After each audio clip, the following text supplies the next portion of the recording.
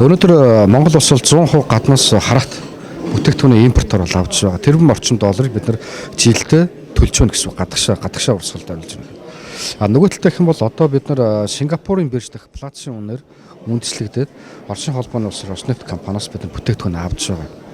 Үндсэндээ бол нийт бүтээгдэхүүний 95% бол бид нар Оросоос энэ аж ахуйн нэгжүүл импортоор авч орж ирдэг.